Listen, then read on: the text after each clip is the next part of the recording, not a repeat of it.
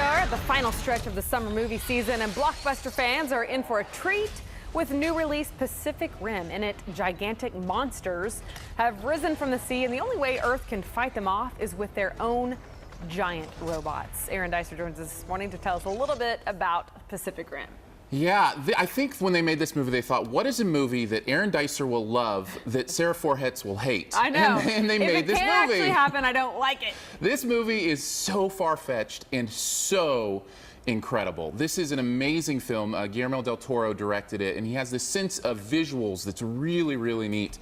And he really brings that here to these giant creatures. The scope of this movie is insane. How big these robots are and how big these creatures are and the fights that they get into, and it's non-stop action, and it is a lot of fun. It's like 10-year-old me wrote a movie about giant robots fighting giant creatures and put it on the screen. And we don't know a lot of people in this cast, I guess because a lot of them are robots, as it were. But anyone we might know? Yeah, the robots, I should say, are piloted by humans. Two humans, in fact, have to work together to pilot these robots to fight these creatures. You may know, like, Idris Elba, you may know Charlie Day, but they are lesser names. Right. You'll probably watch it and go, oh, I think I've seen that guy somewhere before, but not necessarily know who they are. Okay, so is it based off of a comic book or established already? It's an original material, which I love. I love that it's something being put out there, that it's kind of its own universe and its own world and does its own thing. Yeah, well, you're selling me on your passion for the movie, right? I loved it. I had a really good time. It really stays, the momentum stays with it. You're really kind of invested in it, and I had a really good time. 3D, I suppose? This is one definitely to check out in 3D IMAX if you can. Because right? Yeah, again, the scope of it is so intense. All right, so best thing, worst thing, and final grade on this one. All right, well, best thing about Pacific Rim, I would have to say Idris Elba. He puts in a performance in this that really stands out amongst the others. It's very grounded and very real. He gives this passionate kind of pre-game speech before the last battle. It made me want to jump out of my own seat and go fight with him. I mean, it was just kind of that goosebump kind of speech. So he's really good. Worst thing?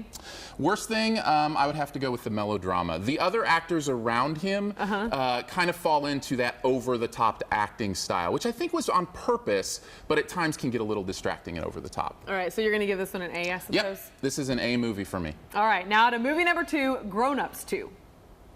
What? Put your hands in the air. And wave them like you just don't care. Say ho.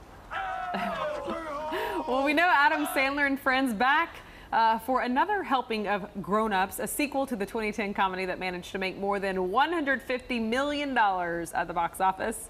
I know her too. Okay, so this one has some people we know in it, but it is getting trashed by the critics.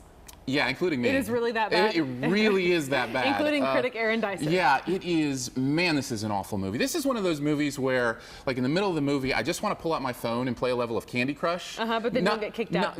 Well, not necessarily because I'm bored, because I want to get kicked out. Like, kick me out of the theater so I don't have to watch the end of this.